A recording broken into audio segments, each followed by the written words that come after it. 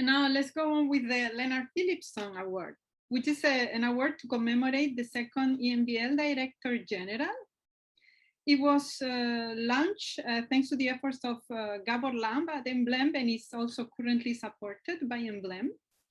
It consists of a cash prize of 10,000 euros plus a medal, and it is given by excellent contributions to translational research in human health, or to enabling technologies in life science. Now this year, the prize goes to Ken Holmes for his pioneering work on the use of synchrotron radiation for X-ray diffraction. And his, I'm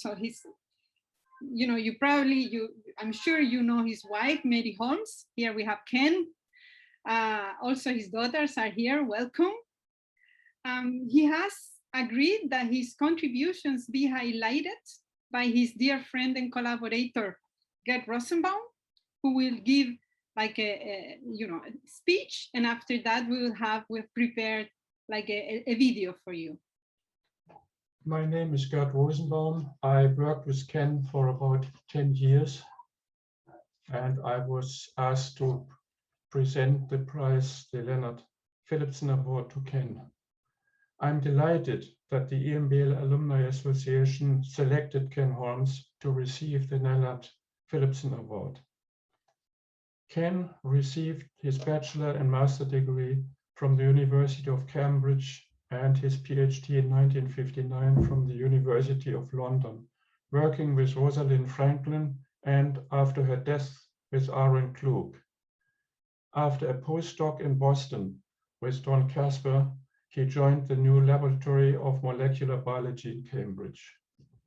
There, he started to work with Hugh Huxley on muscle and was immediately confronted by the unsurmountable lack of brilliance of the current X-ray sources needed for time-resolved diffraction patterns during contraction event, even with rotating anodes. And let me see if that works. Okay.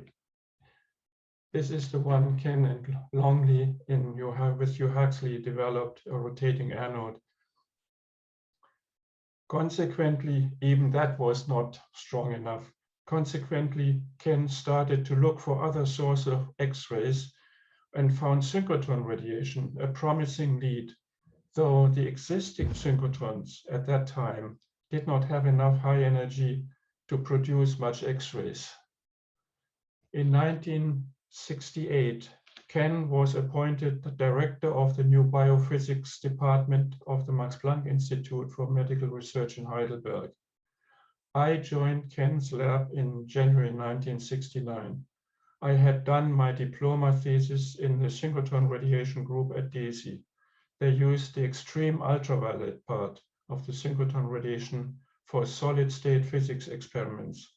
I wanted to get out of physics and into the new frontier, molecular biology. Only later, I realized that Ken had not hired me for my smarts, but for my experience with synchrotron radiation. My doctoral project was to develop X-ray sources for diffraction studies with muscle.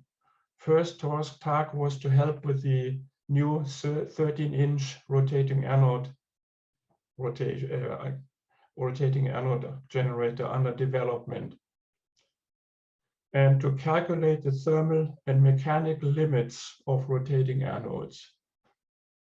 I found that the brilliance of this GX13 rotating anode was within a factor of 4 of the ultimate rotating anodes. We needed a factor of at least 100 for time-resolved muscle diffraction. So I was back at the synchrotron.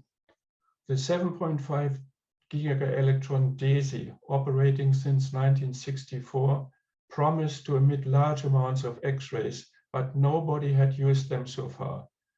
We first consulted a DESY internal document on synchrotron radiation. With an intensity plot we looked at, but it was disappointingly low for 10 kV. undaunted, I got the program to calculate the radiation from my former colleagues at DESY. That was at that time a 10 centimeter high stack of Hollerith cards, and it needed the IBM computer of the high energy department of the university. It showed, the calculation showed that we would get 100 times more brilliance. On comparison with the DESY document, this internal document, we found out that the energy scale in this plot had been shifted by a decade. We actually looked at 100 keV. Uplifted by this result, Ken contacted DESY about a bunker for the X-ray diffraction for biology. High energy physics, that wasn't an easy enterprise. High energy physicists were very protective of the synchrotrons of the machines. Poking a hole into the shielding wall and connecting a long pipe, beam pipe, to the vacuum system could disturb the experiment. Unfortunately, DESY had already the hole in the wall, a synchrotron radiation outlet.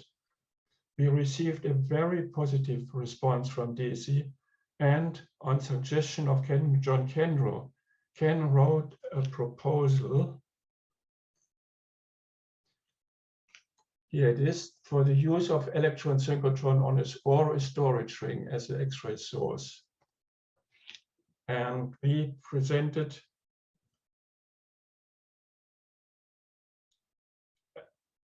and Ken wrote this proposal to make this. Absolutely, the proposal was to have a special EMBO diffraction laboratory onto the DESY storage ring at that time. And preliminary discussions with Dr. Hensel, the F41 group leader, showed that we might build a laboratory on the radiation pipe. Anyway, we also proposed an EMBO storage ring, pretty audacious. See here, 100,000. That was about a 20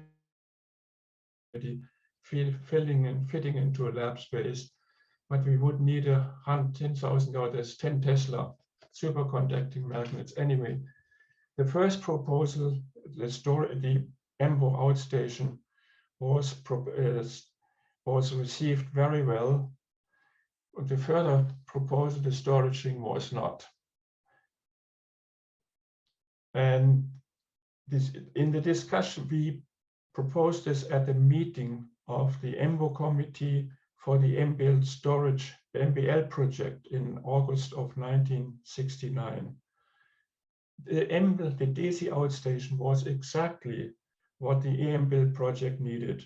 Facilities that were beyond the capability of individual biology laboratories. This decisively helped the EMBL project to become reality a few years later. Calculations are fine, but we had to prove that we could get all that radiation onto a muscle fiber, and the diffraction focused on the detector. To the left, you see that was the design, was the plan of the existing synchrotron radiation station at the DESY synchrotron, where the vacuum ultraviolet experiments were done. I designed, and this was in vacuum. It says vacuum ultraviolet, very short ultraviolet radiation. I designed and built a small test monochromator in vacuum, which we were allowed to insert into the vacuum beamlines. And we had to have a 10-year synchronized synchrotron. The electrons are accelerated for 50 mega electron volts to 7.5 giga electron volts, 50 times a second high, and then dropped with the alternating current over. So, and as the energy increases, the spectrum changes. Only the last 3 to 4 milliseconds emitted a lot of X-rays. So we had to synchronize a slit with the phase of the acceleration to measure the intensity which we had calculated, because it was energy dependent.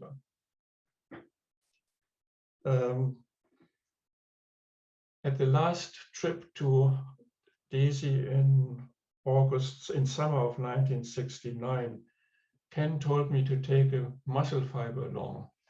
and to take a diffraction. I said, X-rays, rotating anode X-rays and synchrotron X-rays are the same. Ken said, no, not for biologists. And I have to say this was a good advice. So we took this muscle fiber along and put it into the beam and recorded what I called the first recorded X-ray diffraction with synchrotron radiation. I like to say in the universe, because no one can dispute that.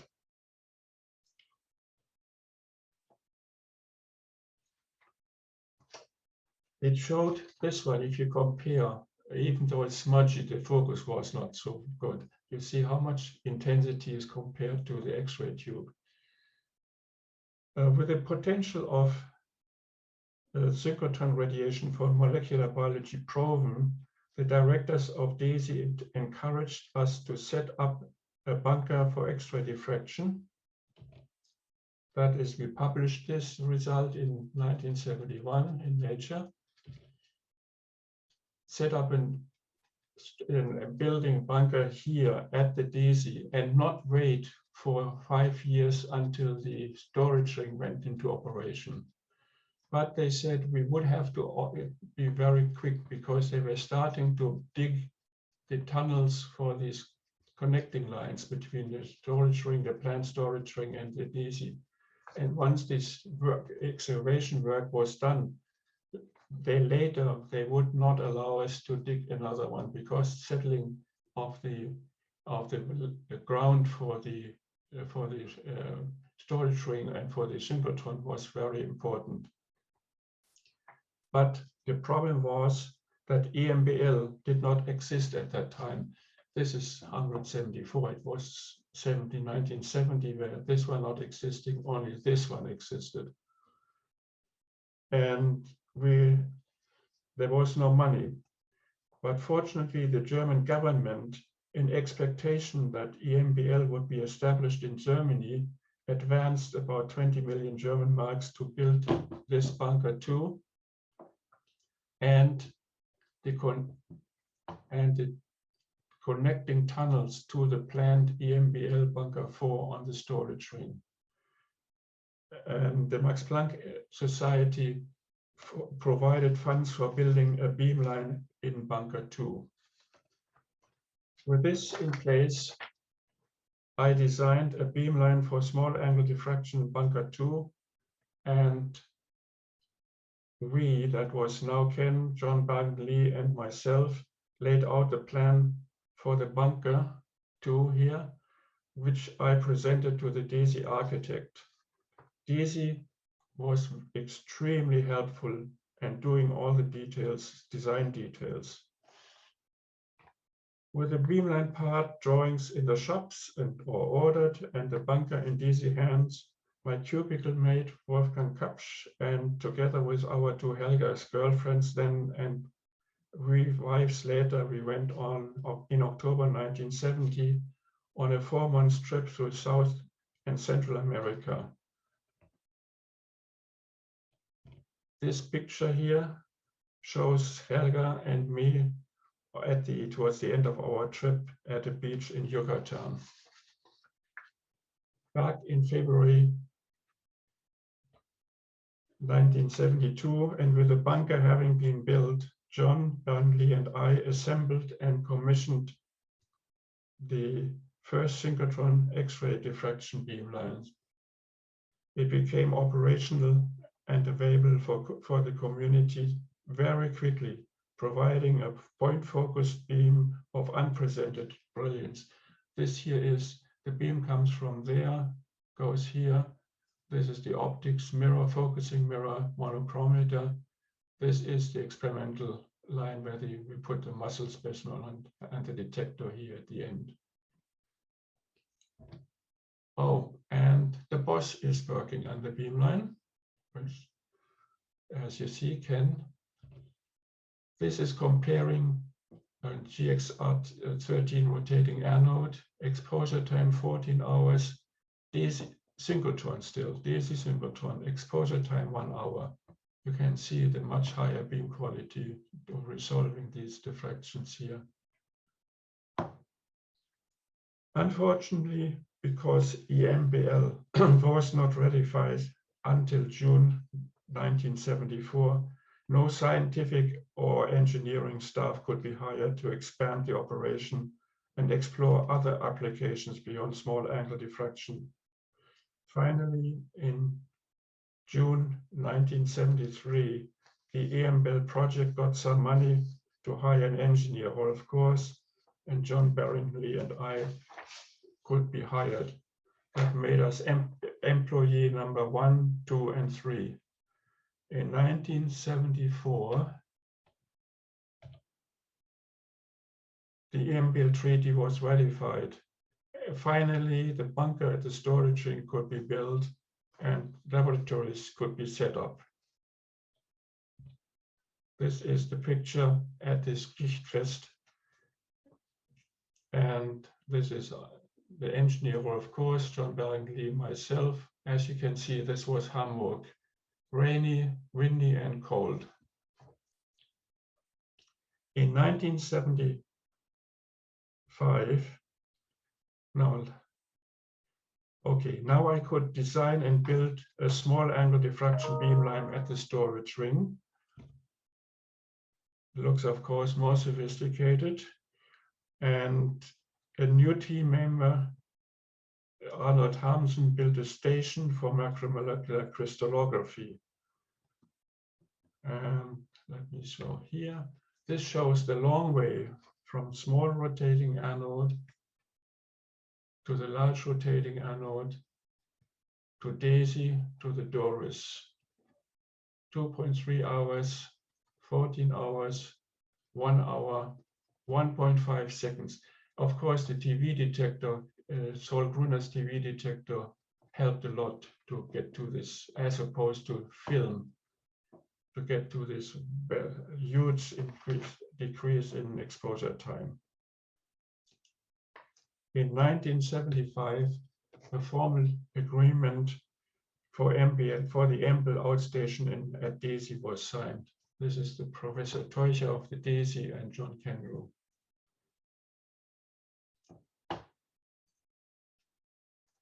I left the EMBL in 1978.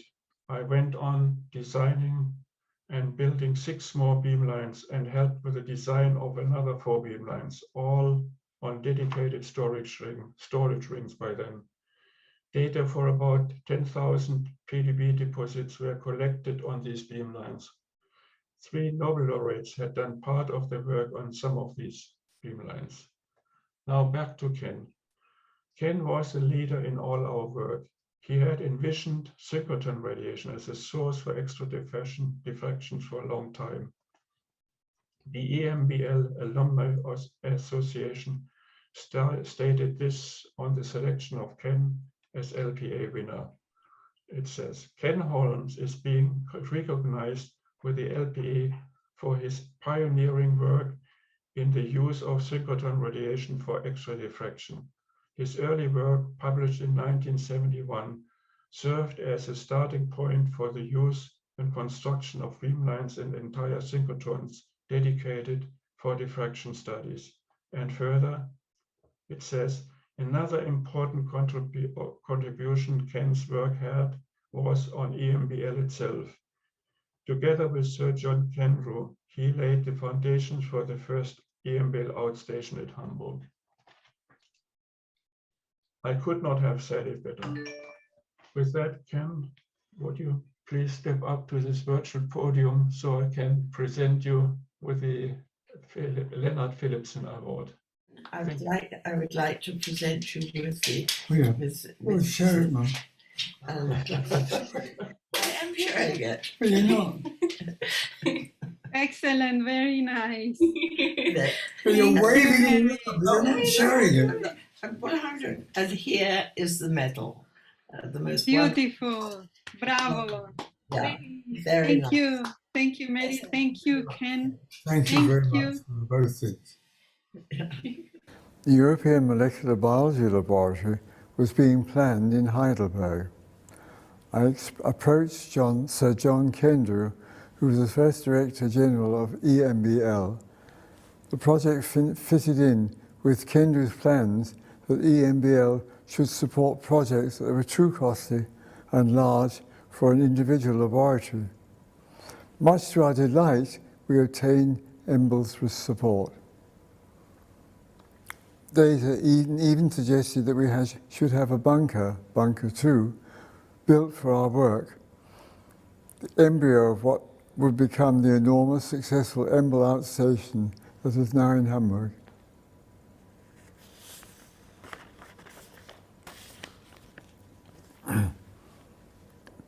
Although the Hamburg outstation had come into being before Lennart Philipson had become the second Director General of EMBL, I would like to remember him and his contributions to the success of EMBL. Above all, I would like to thank Gerd Rosenbaum. The project could not be carried out without his wonderful talents. My great thanks to EMBL and the alumni for the Philipson Award. Do you have any last messages for Gerd? Last message to Gerd. Yeah. Good luck, boy. Yeah. Keep going. No, he's a good boy. And Gerd's role in this whole thing was absolutely vital. I mean, he was a student, but a very good one. And he sort of took over. And he let me do all the organisation, but he did the work. And they did this first beamline. He set all that up. He's a very clever guy.